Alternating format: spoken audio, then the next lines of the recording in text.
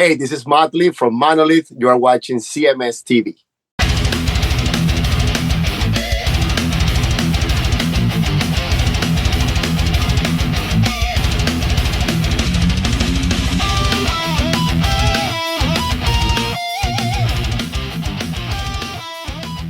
What is going on, everybody? It is Chris Aiken, and it is Chris Aiken Presents, and we are doing something a little bit different this time.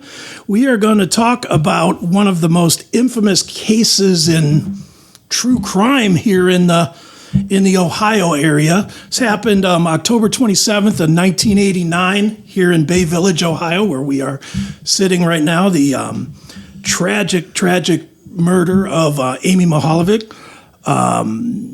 Kidnapped and murdered, and it's a horrible thing, but it's a horrible thing for a lot of reasons. Obviously, first and foremost reason is it's just a horrible thing. Secondly, that they do not have a guilty person that's paying their due, and that's what we're going to talk about today. We're going to talk about kind of a little bit about what happened, but we're more going to focus on the foundation that they have going on and how people can contribute, how people can help, and how people can participate, because I think it's important as much now, almost 40 years later, as it was at the beginning, October 28th of 89. I think it's equally important that the community stays involved and stays active with it. So here to talk with us today, first is Amy's father, Mark Mihaljevic. Mark, how are you, sir? I'm fine, thanks. Good to have you. And of course, Ryan Ruiz. Ryan, how are you? I'm good, Chris. Thank you for having us. Absolutely. Well, guys, I figured maybe the easiest way to start this would be, instead of just digging in, let's kind of start ahead of the situation we're going to talk about.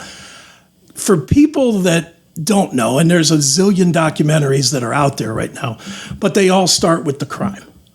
I would like to maybe start with you guys sharing some moments about Amy before then, memories, because it, from all accounts, seems like she was a great kid and had the world ahead of her.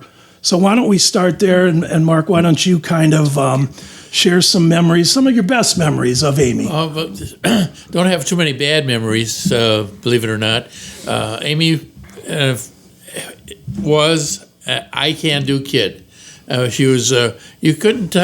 Once she learned how to tie her shoelaces, even you could better not be down there helping her, because she'd get scolded for doing that. For being her age, extremely athletic. Back when the Blue Marlin was up and running over there by the Holiday Inn, whatever it is, right now it's changed hands a number of times. She was off the high dive at 5 years of age. Mm-hmm. Not diving, but jumping off that high dive. Wow. And she was quite a kid, and she loved animals. Right on. Loved animals. Was taking horseback riding lessons, and I have a friend that owns some horses out in Vermilion area, and we used to go out there. We used to, on a Sunday morning, and we'd take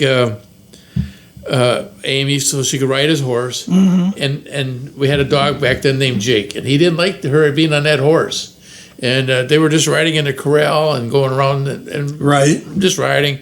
And he started going after that horse, and that horse let go and kicked him right in the rib cage. And he didn't run off that horse again. But she was really athletic for her age. Sure.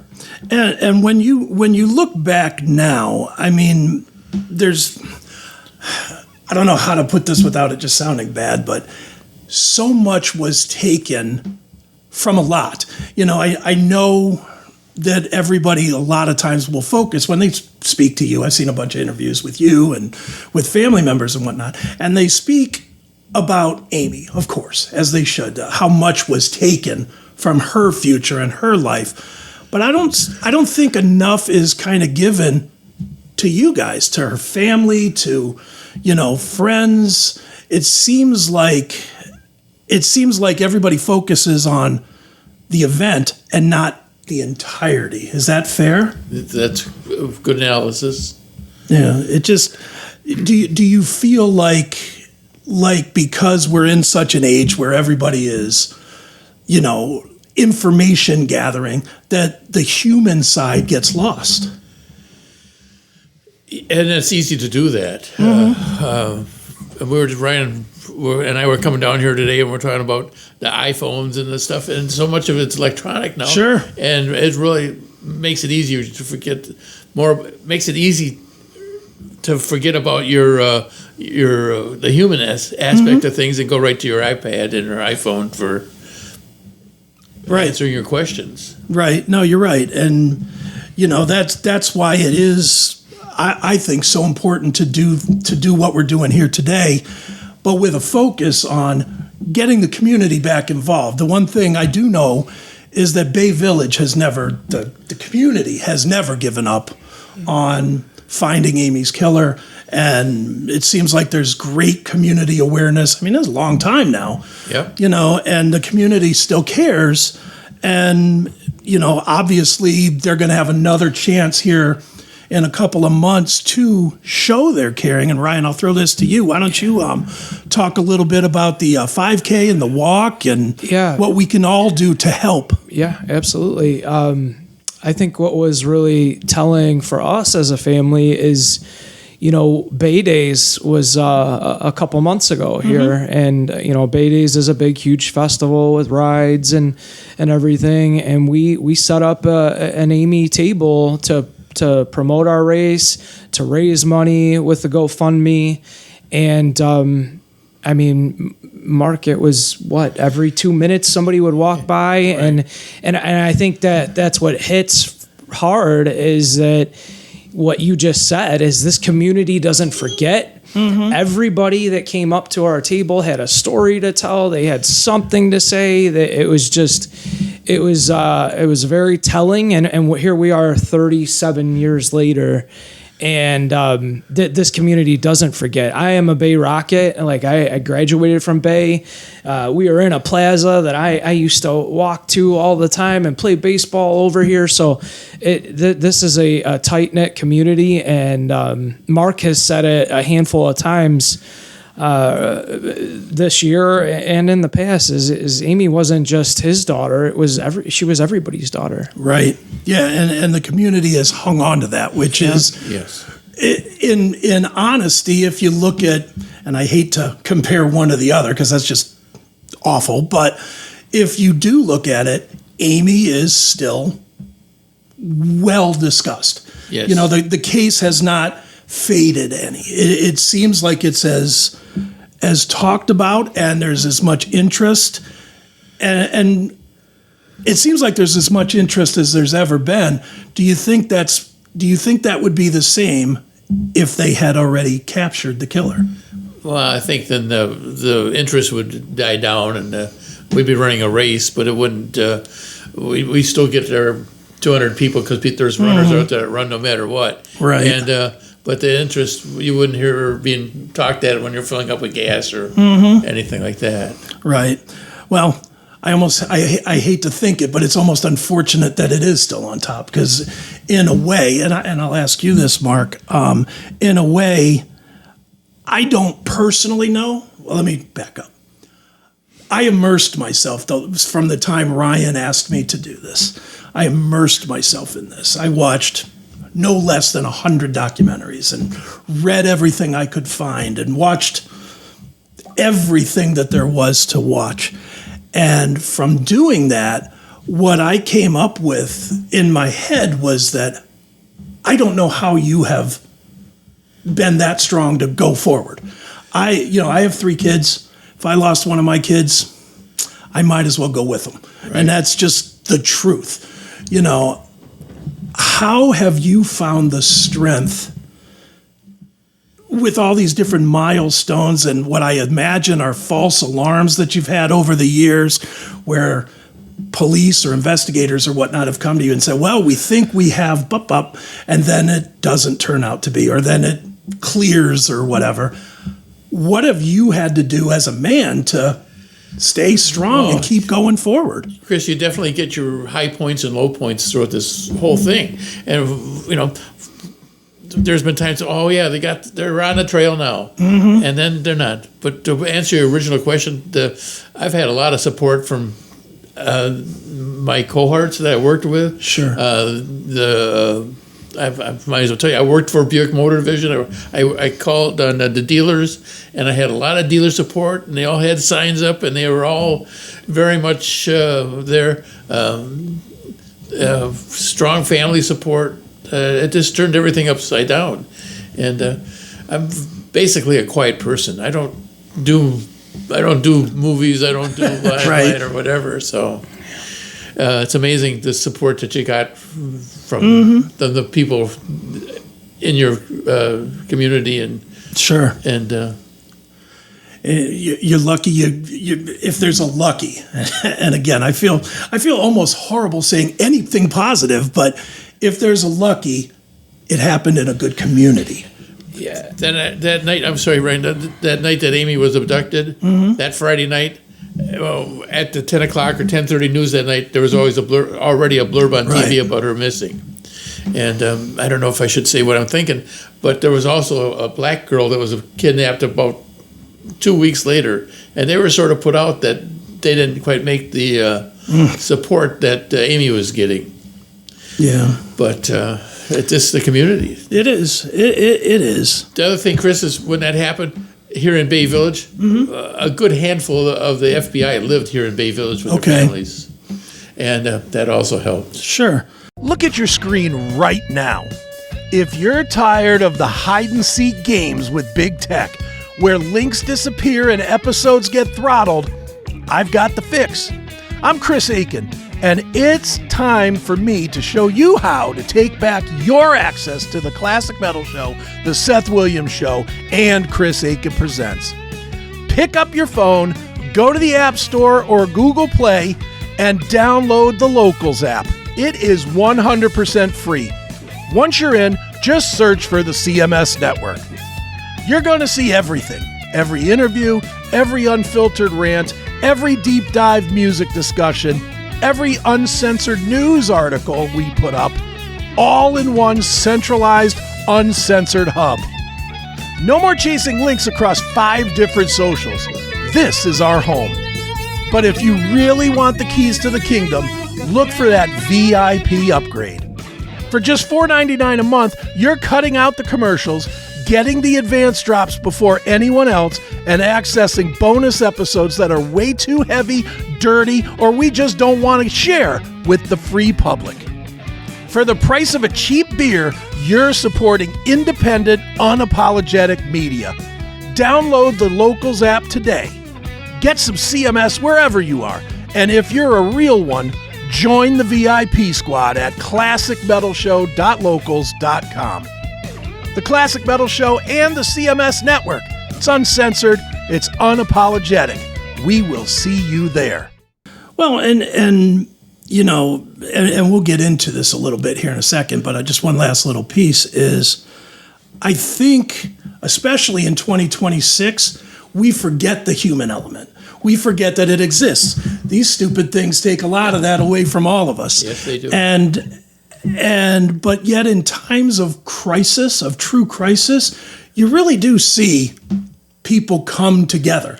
And it's not fake, you know, and I'll even go to like 9/11.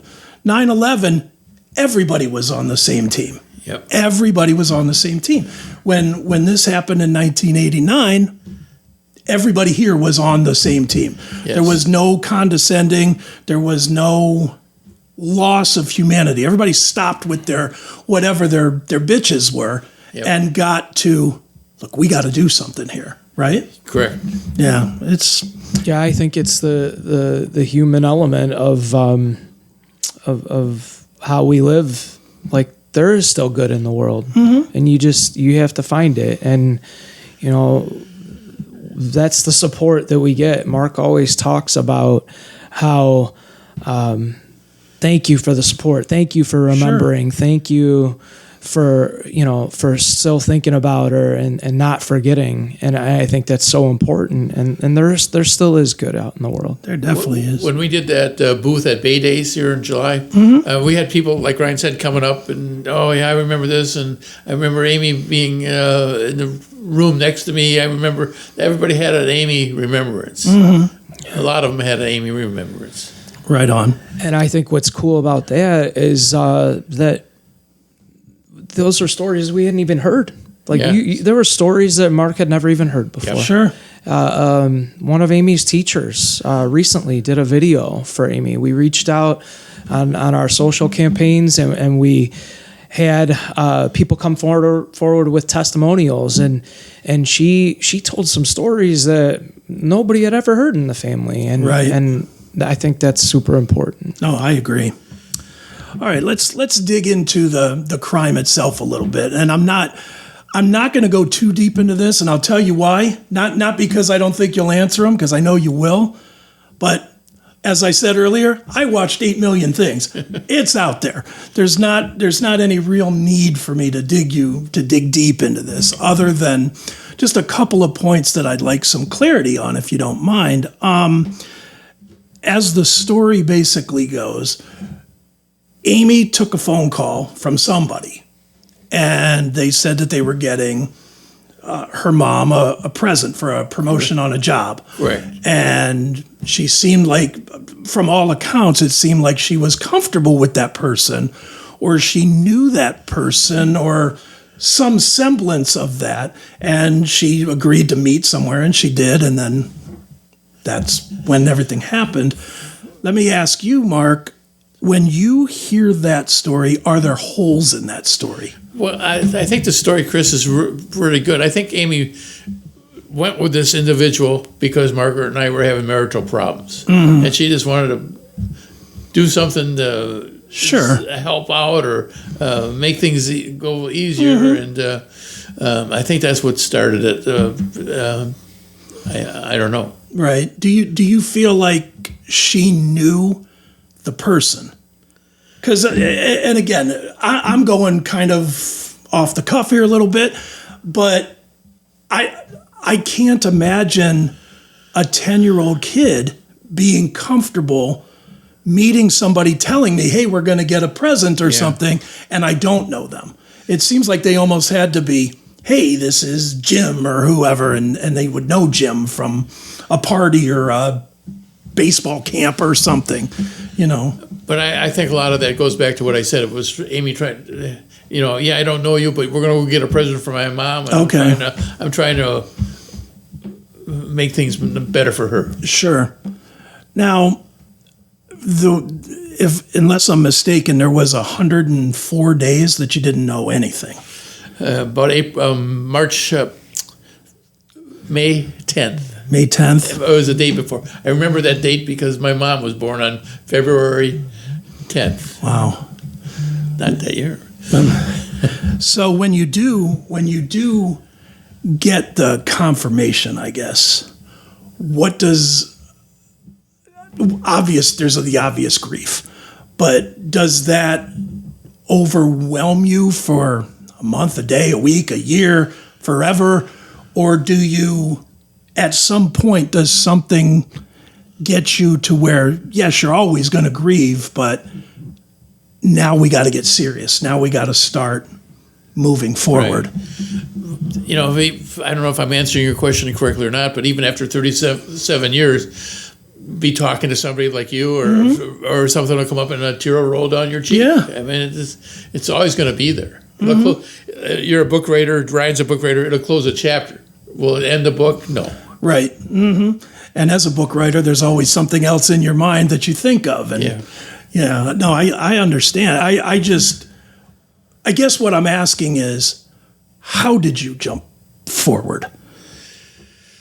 I don't know how I jumped forward. I don't know. Just every day, just get up and got to put another foot in front of it. I don't know. I didn't have any magic scenario. I should have, looking back. I'm going to tell you, I probably should have went for counseling. Okay. And I never did. Was it because of that at that time that was kind of like Well, counseling was crazy? Well, he wanted to be manly or something. Right, exactly. Yeah. So No, I understand. Have you gone since? no, I have not. Have you ever thought about it? Not really. Not. I mean, vaguely crossed my mind. But Yeah. Honestly, what counselor would know how to deal with this? Yeah, I don't know. They probably don't know how to deal with that themselves, but Though, just thinking about what Mark's saying, Chris, is there was another piece of Amy, too. It was her brother, Jason. yes. And, Jason's Mark's first son, and, like, he still had Jason to help cope with and, get through. Sure. Right? Sure. You're right. Yeah. Looking back, I'm just looking back on that day after, or the Monday after. Things were hot and heavy. I mean, the phone was going off the wall, and people were in and out of the house. But you know what? I think the more I think about it, Chris, I did it wrong. I made Jason go to school that day. Really? Wow. And the reason is, I said, maybe I'll hear something from another kid, or maybe something will pop up. But if I could turn that Sure. back, I would not have sent him to school. Sure. Well, and again, it's one of those things. I don't think there's a wrong. I think you did what you thought was best Yeah. in the moment. And, we can all Monday morning quarterback everything that we do, and it doesn't make it any better, Well, since Jason was brought up, let me ask you about him. How old was Jason when this happened? What, like 12? Him and Amy were 2 years apart. So 12? Yeah. So how did, it's hard enough for a grown man to deal with this. 12-year-old is still trying to figure out themselves. How difficult was that? Because I'm assuming it overtakes your entire family, living, everything you're doing. That's very rough on a little kid. And it was, with Amy being in the spotlight, Jason's got pushed to the background. And I think he still hurts because of that. Sure. Does he understand now? Oh yeah. Not understand that it happened, but understand why. I think so. Okay. All right. Well, I want to talk a little bit, and I'm going to talk in very generalities here, and answer this however you want to answer this. But there's been many, many suspects that are listed, and there's yes, and maybe they're cleared, maybe they're not cleared, whatever. Was there any of them, 2 points. One, was there any that you think is the person? And two, was there any of them that you thought that the investigators, the police, the FBI, did not do enough to research or to find out the evidence? To answer that in reverse, Chris, the FBI, the local police, the area police, the state patrol, any police organization you could think of worked their buns off. And I don't think any stones went uncovered. Okay. And do I think there's a next suspect out there? We don't know. But the reason we don't know, because the way it was set up with them way back after all this stuff, when you make the arrest, then you call me, and you call me before the news media or whatever. Right. And that's the way it's always been. And I'm skating around your question. Well, that's fine. Do I think there's a suspect now? Not necessarily now, but is there? Do you have a theory? I think they narrowed it down. Okay. Yeah. And you agree with them? As best you know? They haven't told us that it was Okay. XYZ, but just from, I'm thinking, what I forgot what my, I think there is one. They've tried to get DNA off of this particular person. We still have a retired FBI agent that has been on there since day one. Okay. And we always used to have a meeting at the police department every 3-4 months, and we were talking. Yeah, we might have this guy, and we got his DNA, and we brought him in for questioning. And we said, "How would you ever meet Margaret? How do you think you ever meet her?" He said, "Well, I don't remember. I don't think I ever met her, but if I would have met her, I would have met her at a bar. Margaret died of alcoholism. Right. I don't know. Yeah. Well, don't go too far. But how would you have met Margaret if you had a chance? Oh, maybe at a bar. Mm-hmm. And I was on the road. Right. I was on the road with Buick Motor Division. Okay. So there was maybe 2 nights a week, 3 nights a week. I wasn't home. Sure. So I think just to jump in here, with we were talking about technology earlier. Mm-hmm. And how we're in 2026. Right. If technology was anywhere near what it is now, back in 1989, then we have his ass. Yeah. Mm-hmm. And that's why we fast forward to 26 here. Sure. And we're going to do everything we can to get these advanced DNA tests and have that money available for FBI and police and not have to wait on state money and not have to wait on grants so that they can use that as at their disposal to use this new technology to nail him. Mm-hmm. And that was something I did want to ask, and either one of you can answer this, because I did not understand it very clearly even after researching it. I know there's a very recent breakthrough, which is the DNA. And that is kind of one of the main reasons that we're here, is so that people go to amymihaljevic.org and give what they can so that there's money to pay for these tests. But what is it about these tests that we haven't been able to do in, I don't want to say all the way back to the beginning, but maybe the last 20 years? Oh yeah, that's even 20 years ago is late years away. Sure. And the blanket they found Amy wrapped in, I believe, they went over it, and for DNA, they went over it, and they found the dog hairs in it. Right. That Amy, our dog Jake, they looked over it and looked over it. Couldn't. That was about it. They kept sending this blanket back or this towel back to more testing, and they finally found one cell. Wow. Of DNA that they had never found before. Okay. And that one cell, they know it's a male, but they can't. It's so tiny that they can't get the big picture. Right. Of the person. Okay. So is that what the current whatever solution or technology will do, is allow them to go on such a more microscopic level? Yes. And create a full profile. Okay. Yeah, that is the whole thing behind it, is that, I mean, I'm a big true crime person, listen to a lot of true crime podcasts, but, the Golden State Killer in California was caught by DNA and was caught by hereditary DNA. So just because it happened 30-something years ago doesn't mean that it can't happen. So, but what Mark is saying is that just based off of one piece of DNA, now with technology you can create a whole DNA using those other tools that are out there. Right. If that makes sense. And the technology has not fully been developed to make that determination. Sure. Correct. Well, that leads to maybe an interesting question. Maybe I'm just reaching. Do you have fears that maybe we're not as far as we need to be yet, where if they run the test now, while we're greatly advanced to where we used to be, it could blow the chance because it might be better 2 years from now?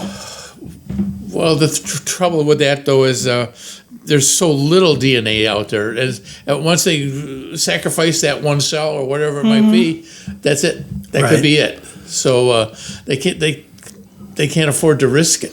Right.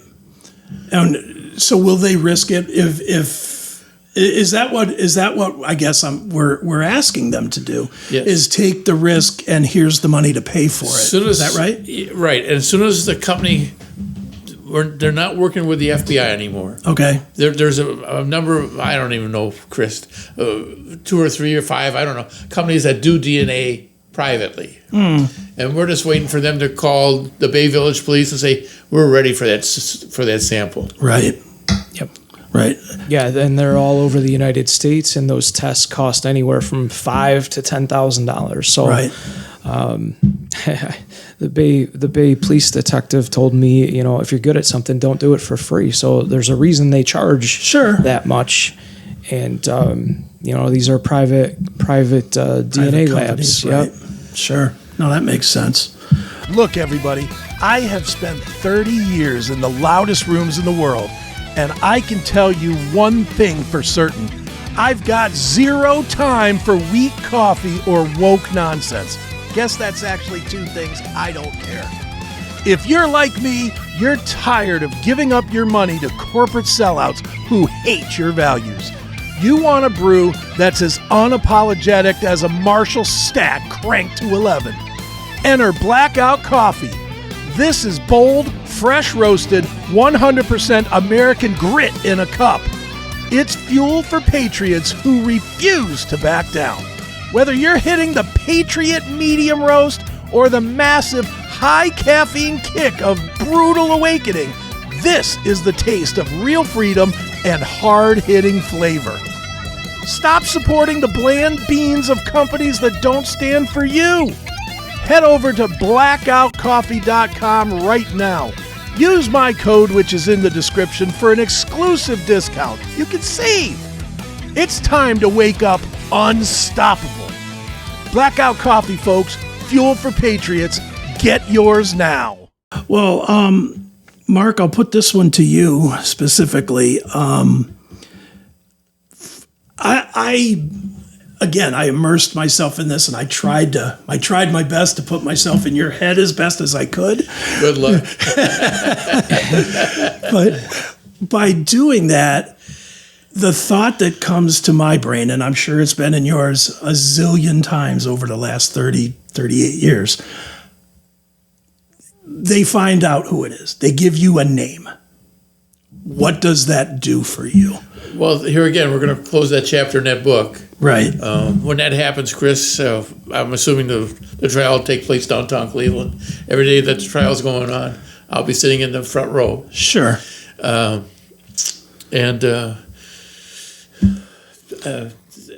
My wife right now worked for attorneys for 40 years, Ryan's mother. And she is, I always call her the legal beagle. She knows about courts. Sure. And she's a highly intelligent person. And well, I don't necessarily mean the legal part. I know that's where we're going. I'm talking about, do you get some relief from that, or does that make you more angry? There's a lot of ways that in theory, knowing helps. Yep. Because it does add that piece of closure. In reality, now it's like, there's that asshole. Yeah. There's two sides to that. Yep. What does that do for you in your mind as you think today? Because it could very well change the day they tell you. For months after, from the day she was kidnapped to months afterwards, catch the bugger and I'm going after him no matter what it takes. But you know what? I haven't mellowed. That's still, we've got the court systems that'll take it to the person. I'm probably jumping ahead a little bit, but when they do find this person, and hopefully they'll send him to life in prison. I know I got the sentence for him, and put him in a general prison population. Yeah, and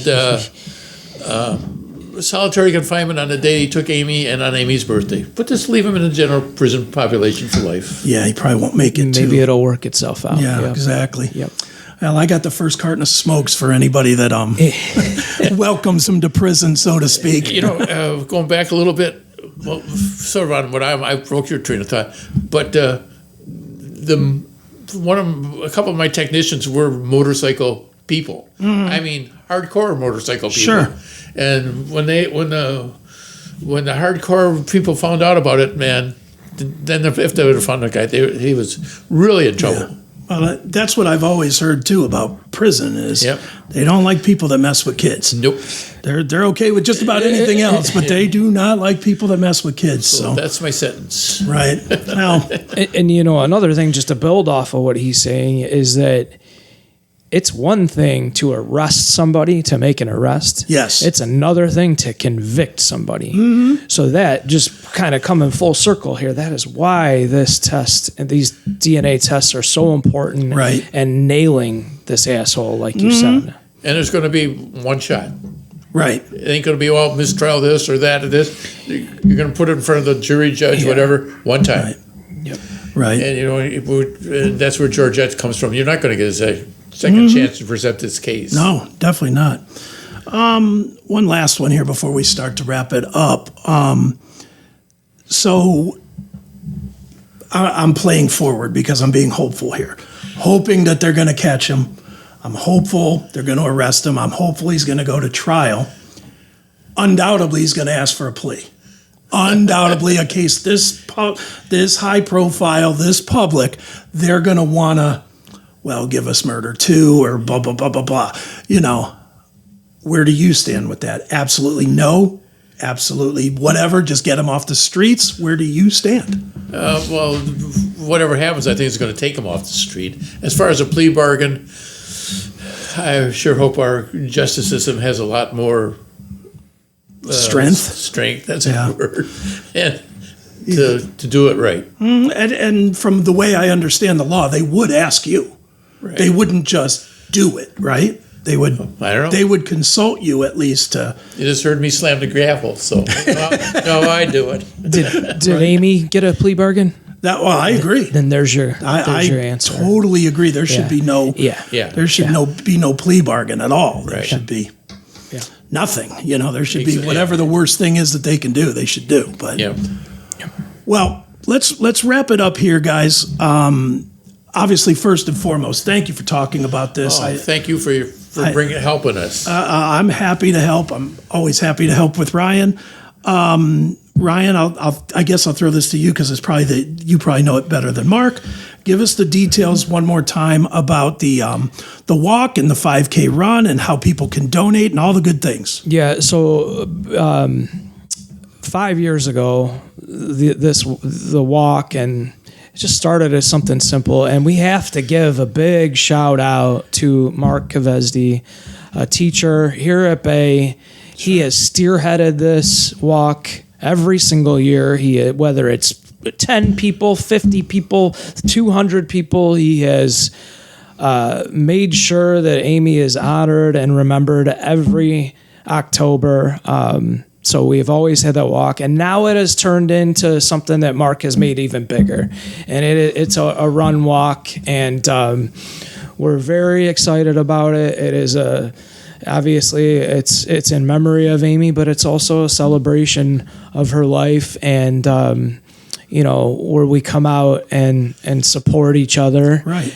It is Saturday, October 24th. The walk usually starts in the morning. Okay. We want to make it even bigger than we did in previous years. We want to, I think Billy can have a food truck there, and we're going to have, with my organization, the Cleveland Crunch, we're going to have athletes there, and it's just a big event that you want to be a part of. It's free. Sure. All that we ask is, if you're able to donate anything at all to our GoFundMe, everything can be found on amymihaljevic.org, which I'm sure you'll post on the links. But her story is there. Our sponsors are there. Any videos that we've gotten, everything that we've put together as a team is there, and there are ways to get a hold of all of us too. But October 24th, Saturday in Bay Village at Cahoon Park is where it starts. They're going to close off streets just like they did, and it runs through the metro parks and through Bay. And you don't have to be a runner; you can walk. Sure. So plenty of walkers, or you could just come and show up and purchase a T-shirt. that'll have all of our sponsors on it that we're very grateful. So far with this walk and run and the GoFundMe and just people reaching out to the city of Bay, the Bay Police Department, the Amy Fund, we've raised over $53,000. Great. So we want to, again, with every test costing anywhere from $500 to $7,500 to $10,000, we want to raise as much as we can. Right on. So we have those. That money is available at the FBI and the Bay Village Police's disposal. It'll slow down the reaction time. Yep. Instead of having to go get a requisite or getting something from a government. This way, if they want to react, they'll be able to react, Right. and go later. Which is definitely the most important thing, is to get. They want to get with it. Right. Well, one more time, everybody. It is October the 24th. It is the amymihaljevic.org. Link is in the description as you are watching this or listening to it, however you are taking it in. And Mark, thank you so much. Thanks, and Ryan, Chris. thank you so much. Chris, Really thank you for appreciate it. having us. We really Thanks. appreciate it. We really- Our family really appreciates Sure. it. Jason appreciates this as well. He couldn't be here today, but we're very happy to talk with you. Absolutely.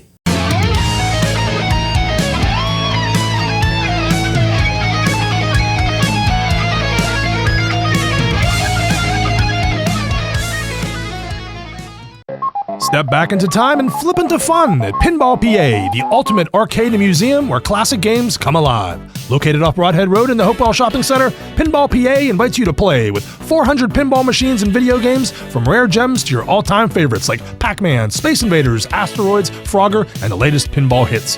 Perfect for families, friends, field trips, birthdays, and gamers of all ages, Pinball PA is open Tuesdays through Sundays with unlimited play for one low price. No quarters needed. Learn more at pinballpa.com.